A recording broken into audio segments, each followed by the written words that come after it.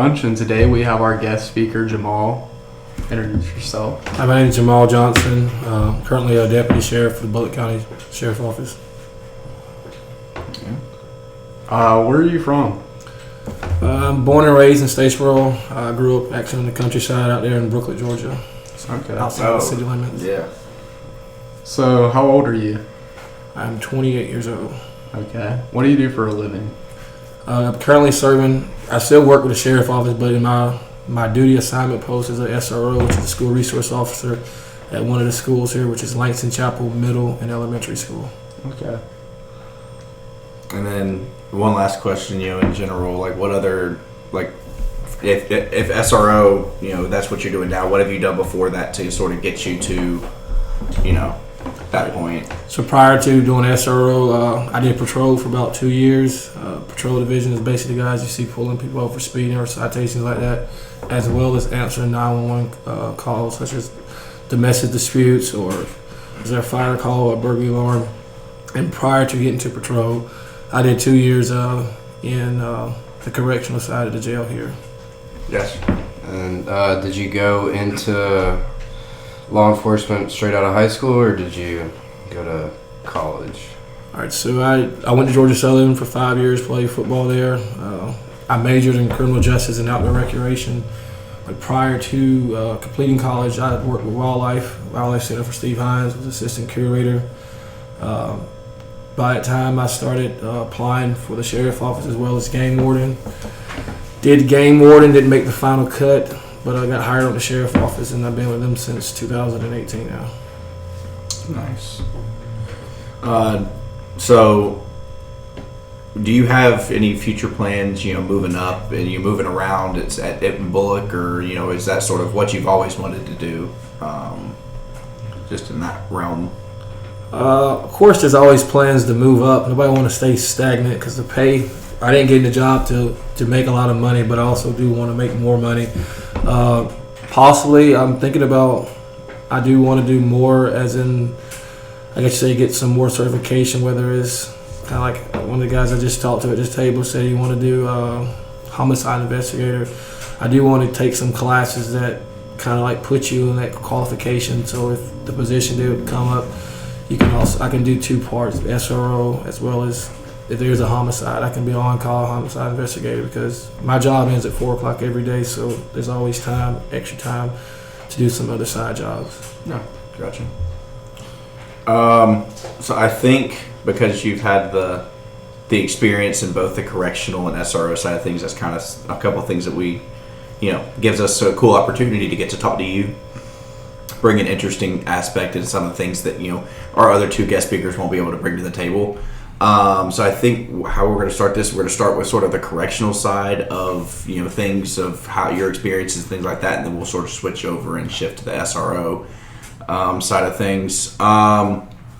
So the first question for, the correctional side of things we've got is, for in the jails, do you see any mental health programs being implemented, being, either for correctional officers and even like the inmates? Like, do you see these programs? All right, so first I'll speak on towards, as in staff mental health. Being in a rural county, being in a small town, Bullitt County Sheriff's Office compared to a bigger city like New York or even just Atlanta or Savannah is completely different. So I will say those resources aren't there, or they're not shown to be there, versus imagine being in school, everybody know what the guidance counselor is, or the guidance counselor you always talk to. At my job, if I had that issue, I would probably have to ask a superior, like, who can I talk to? Just not a little thing like, oh, we got somebody to talk to. But I do know that with the employers I work with, my coworkers as well, there is options. There are people in this community that we could reach out to, or if my sheriff needed somebody to talk to somebody, he will point us in the right direction. As for inmates, Bullitt County it's a holding facility and a jail. So when we say a holding facility, we actually hold inmates that are not or have any charges in Bullitt County. Jails in the South, in the rural areas, they do that as a way of generating revenue for that building as well as for their employees that work there. That's how they make their money. But as well as mental health program in the jail setting at our jail, there is no mental health program. Only mental health program is that if you feel the need to see an inmate need to see mental health come see them. They talk to them, but I don't see it as being, from my view, I don't see it as being helpful. And most of the time, not trying to knock my county, but that's how it is. Everything's backlogged. It takes weeks and time for an inmate to actually get in and talk to mental health. Mm-hmm. So as far as corrections, have you seen mental health issues come across like any of your coworkers? I've been doing it shortly. I haven't. There's a few guys I know who have shot somebody in line of duty. I can say that does bother people, as well as seeing death. Most of those guys, they've been involved with law enforcement longer than I have, probably at least twice as long as I have, and I don't know their coping mechanism. I just know they take some time off and they get back to work. But obviously, firsthand, I can tell you that there is some coping issues with the things that have been going on especially these past few years with COVID and everything. And have you seen a lot of burnout from other officers in the correction side?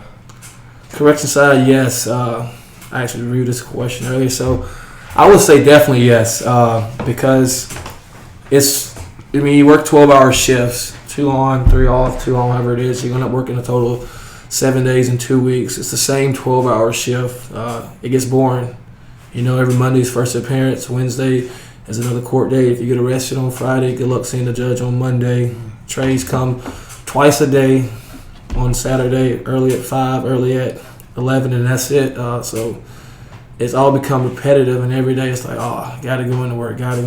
And throughout that, I say the burnout process, this is where people get, I guess, they hurt and also start bending the rules and start doing their own things just to get the shift over with.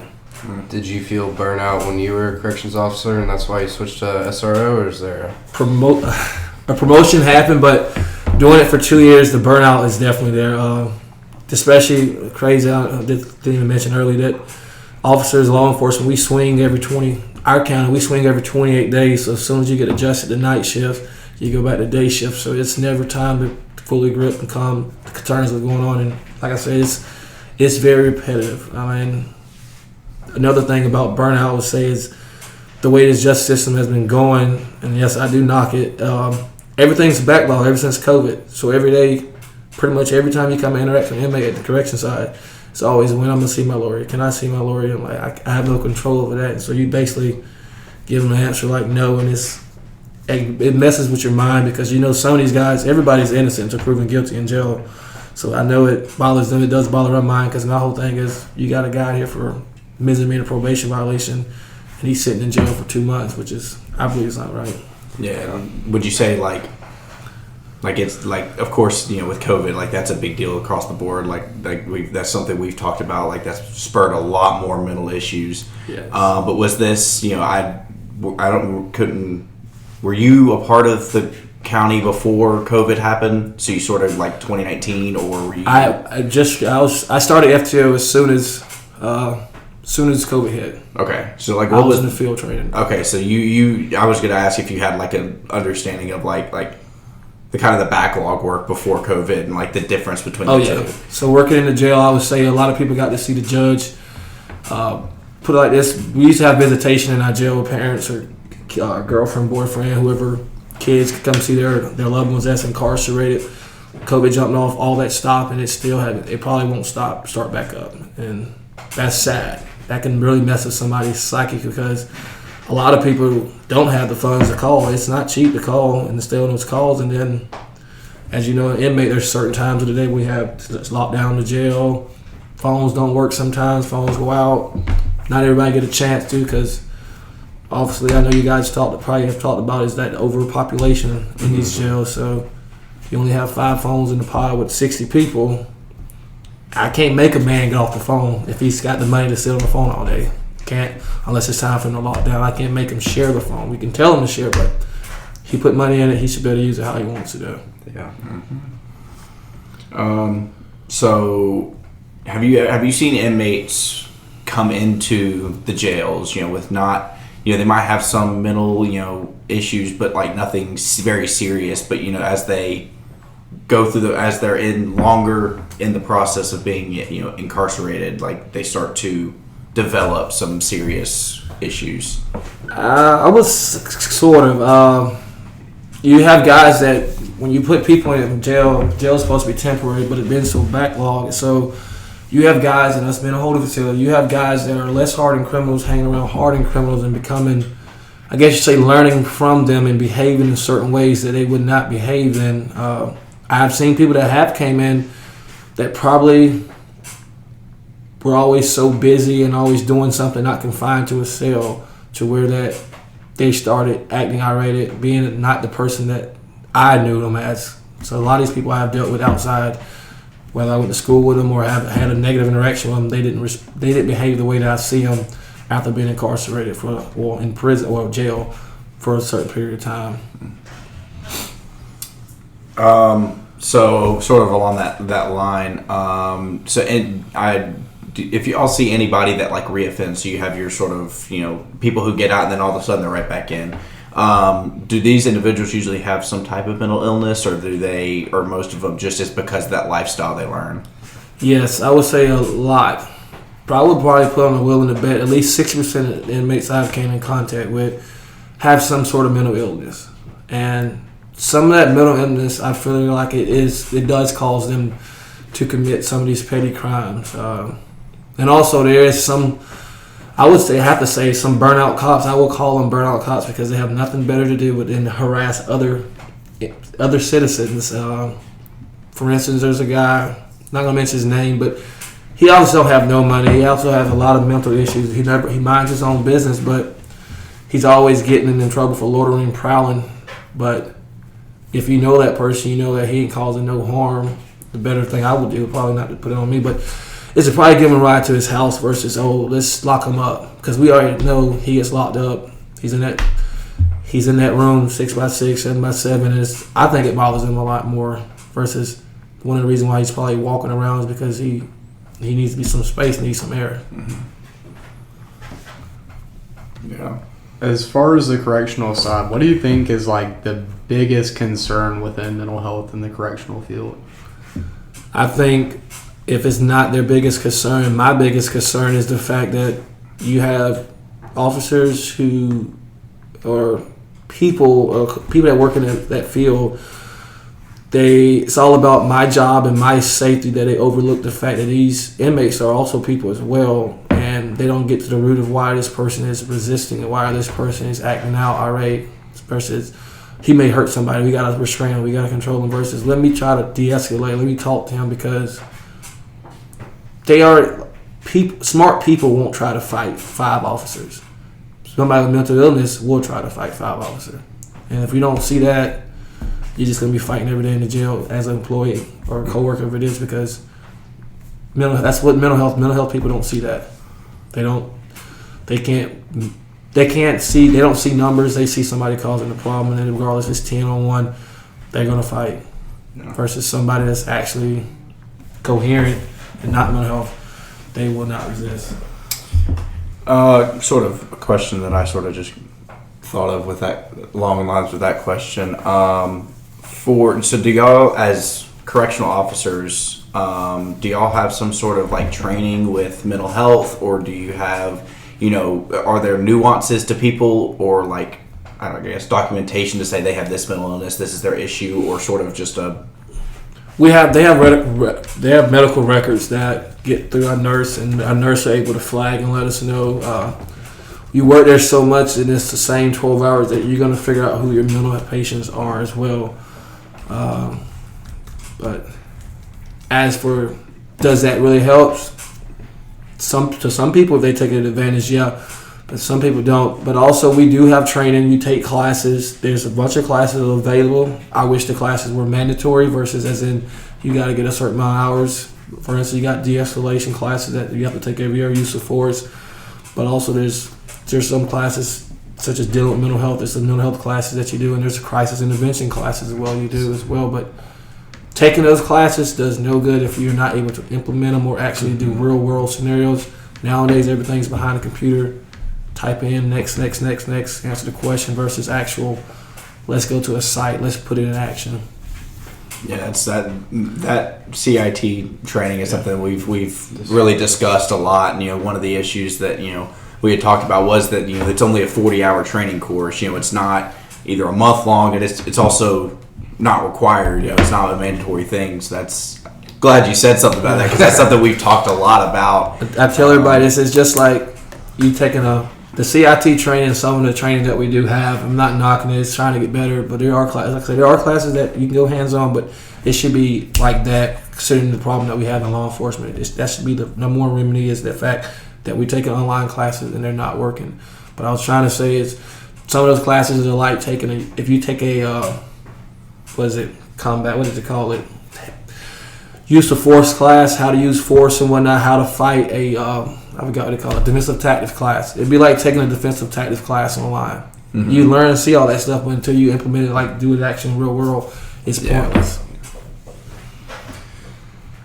Any other questions, correction side, or? I got one, not really corrections, but how do you handle the negative stigma of law enforcement and continue to stay in this profession?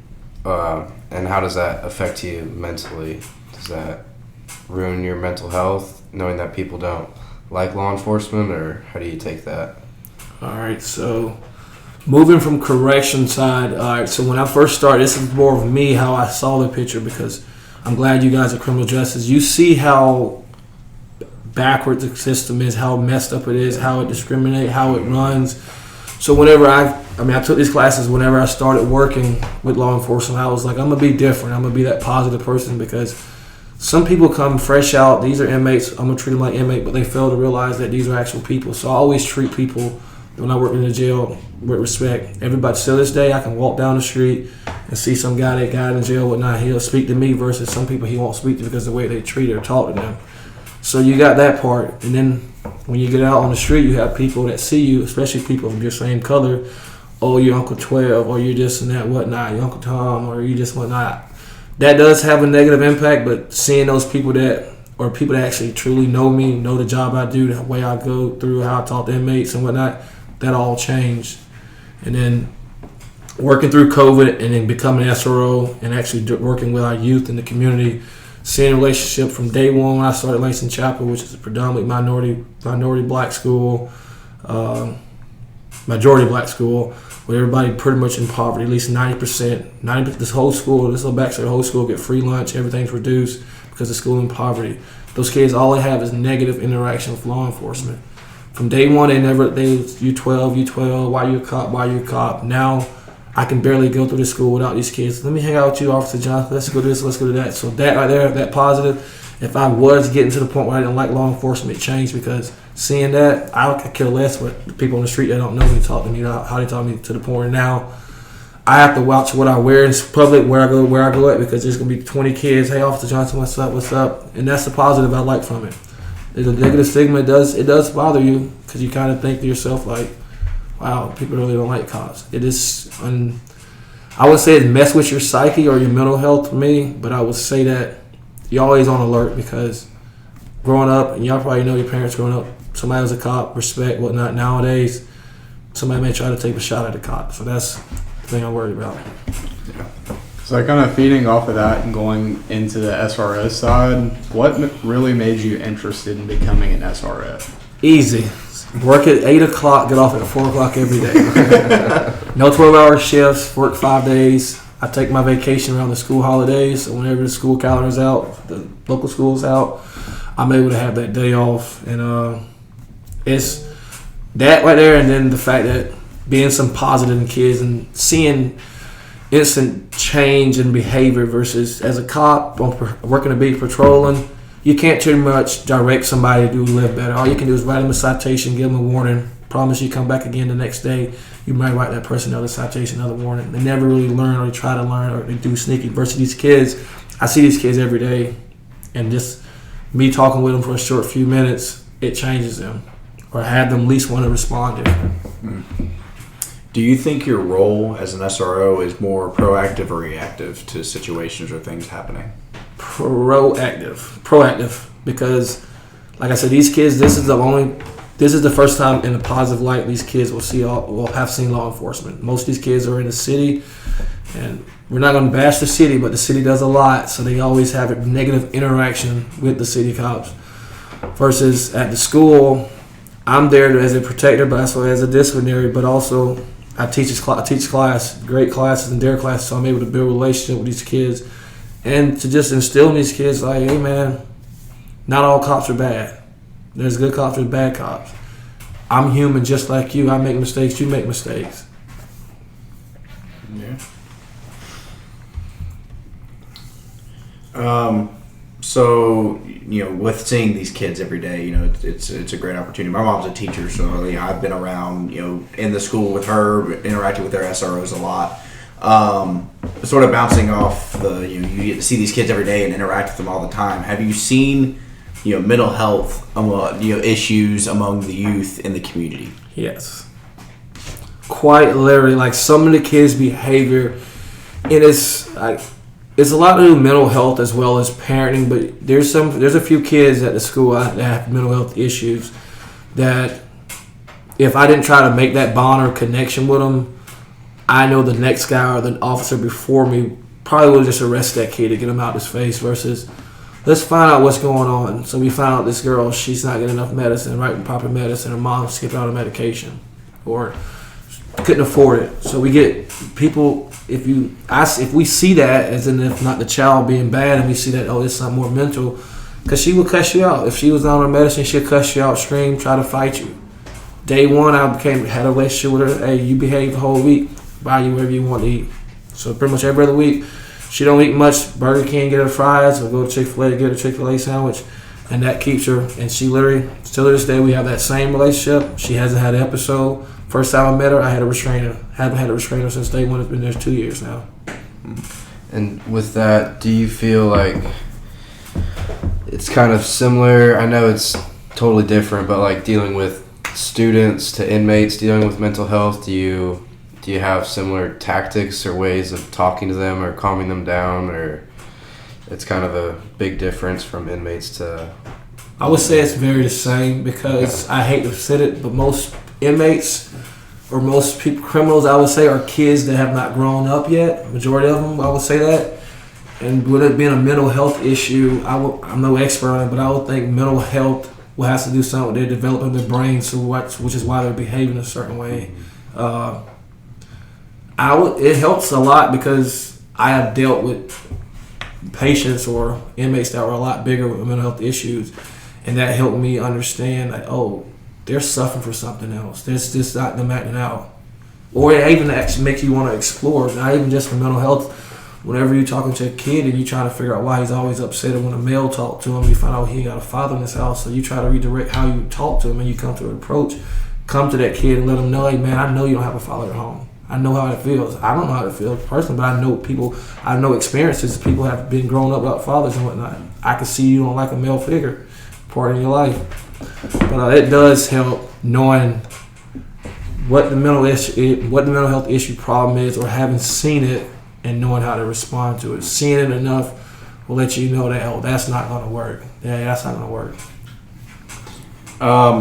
So, like I was saying, my mom's a teacher, so I was just kind of curious how, most people would think an SRO deals strictly with the students, but do you have, get to teach the teachers a little bit to where, hey, this is the situation going on with this kid, that you may need to approach this a certain way to help not, have them spike and, things like that. Like, how do your interactions with the teachers go? So the first new teachers that get there, especially their young teachers, I try to give them, I won't say a pep talk, this is me acting out of my job. I just want them to know that dealing with some of these kids, the way you would respond to some kids are not the same way you should respond to these kids, because at Langston Chapel, because there is a lot of mental health kids and a lot of trouble and bad kids, telling a kid to sit down and shut up would not work at Langston Chapel, because you're going to get told, you're going to get cussed out and called out your name. I said sometimes you got to figure out what's going on with these kids, figure out who's at home and who's not at home, and that'll tell you a lot about their mental state. But also, if you just read these kids, you can see a lot going on with these kids. Whether it's like to the point, there's some classrooms they have these little rubber things that sits in front of the desk for some kid. They got ADHD. They give them something to play with, give them something to move with. It doesn't make a noise, but it gives them something to do versus them shouting, moving around in the classroom and whatnot. Kind of feeding off of that, in the school system, are there any like ways to approach things like that, or are there any like programs to help juveniles with mental health? They have 2 good counselors at our school that really tries to point these kids to get these kids some mental health help. I would say it's on the parents as well as on the mental health agency, probably either been understaffed, backlog, I'm not sure. But there's been times that we have made some numerous approach to try to get these people involved. And finally, back on the girl Aaliyah that needed her medicine, it took us almost contacting DFACS. And then DFACS said, the mom been trying to get it afford it. Then now the school got involved, so now they can afford it. So I would think it has something to do with the parent pushing them to get those kids seen and what's the name. But it is there though. They have something called IED, I don't know what it's called now. It's for kids that have learning disabilities and whatnot, as well as mental health issues. It helps them out and it signals teachers know that who these kids are. So like whenever the behavior issues, they have a plan that, all right, this is what happened when he's upset. This kid is notorious for walking down the class. This kid will spit at you. This kid will cuss at you. They know this, so it won't be, he's being bad. He has a mental health disability. That's whatnot. So it help those teachers out for a lot. So do you think, sort of going back to the correction side, you had the mental health, the medical records, but like, do you think that kind of process of having that like steps program kind of thing would be kind of useful in the corrections, or do you think it would just prolong issues? I think it would be useful, but some of these kids are smart. The inmates are even smarter. They will use that to their advantage. If it's not managed well, they use it to their advantage, and next thing you know, they start yelling, I got mental health. For instance, a way they're so smart is that a kid know that I can just act out a certain way just to get out of class versus, or is he truly acting out, or we just going to look at this thing, this will happen when he's acting out. He knows that when he does this, they get taken away from his class and get to go sit down and be where he want to be versus is he actually having a real mental episode.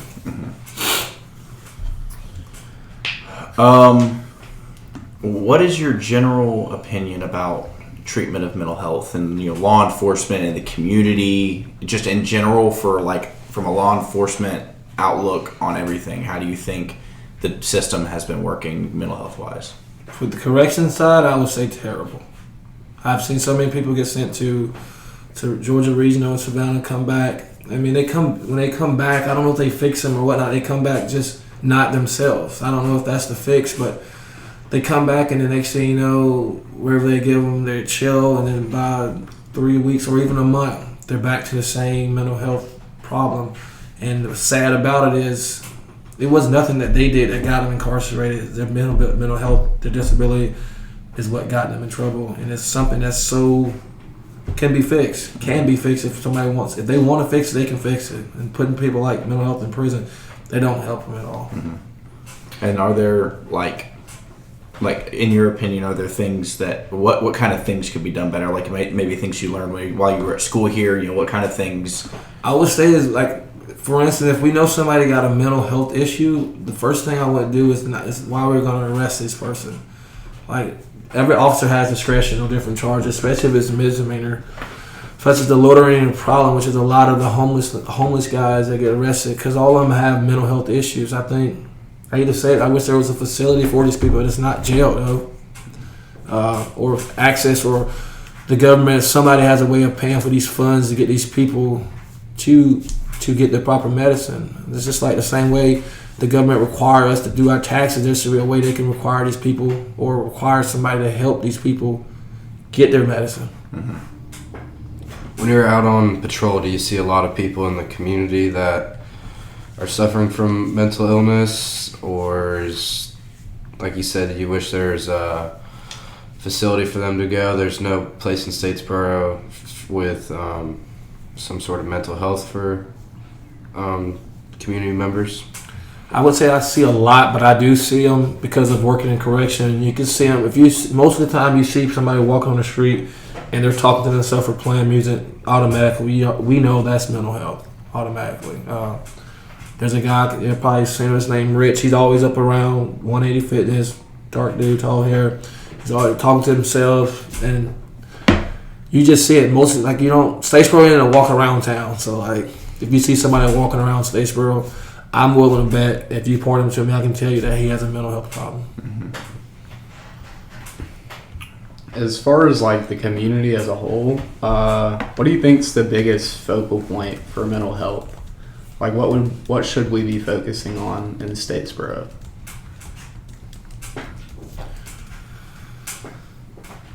It was in the law enforcement standpoint. If we go to like this is how we end up making their life a lot worse is by arresting them. It's just like, is it really that? What did they do for us? First of all, how can I help this person out?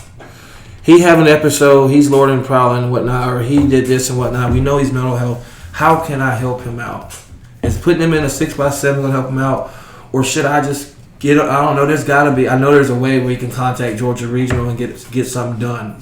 Such as we do 1013 orders for a patient that need to be seen. And for some reason, I would say it's probably backlog, but also governmental funding.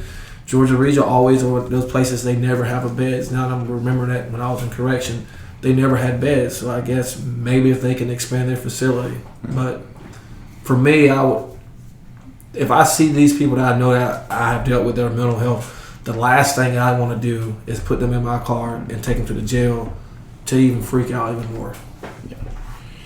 I've got one last question. I don't know if either of y'all have got any more questions. What coping mechanisms or treatment or programs do you see work best for officers, either corrections, just in general, any officer? What are some of those coping mechanisms you see that work really well? First, fitness will always be on the top. Fitness and diet will always be on the top. I know most guys that tend to be in shape and whatnot, they tend to have a better way of. That's how I use the gym to take out any stressful moment or anything that happened in the past that was bad. You can never be prepared for some of the stuff that these guys deal with or we deal with. And from what I understand and from what I've been told in the past, always having somebody to talk to, or talking to a psychologist or talking to a doctor about the images and stuff that play in your head is probably the best way to get it out versus sitting in your head and letting it keep circling around. Because, like I said, you work these 7-hour shifts, you get home, when you go, especially if you go to sleep, that's the first thing that's in your mind is fresh off your mind and the uniform you got on. I mean, most of the out of carry you don't wash, so that smell becomes vivid to you. There's a few calls I went on to and I can still remember how it smelled at these calls. Like, it's something that you won't forget, but it does help having somebody to talk to and tell people, like, this is what happened.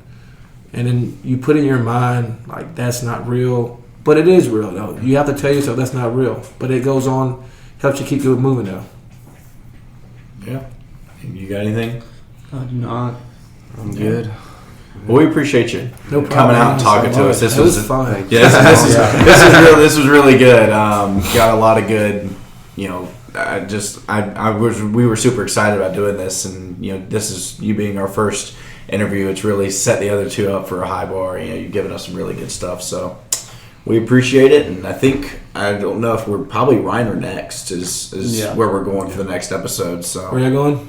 Spencer Reiner. He does the emergency services director at Georgia Southern, and then he's been in investigations for bald-headed white dude. Yeah, he's a cool guy. Yeah, He's cool. So sounds good. Sweet.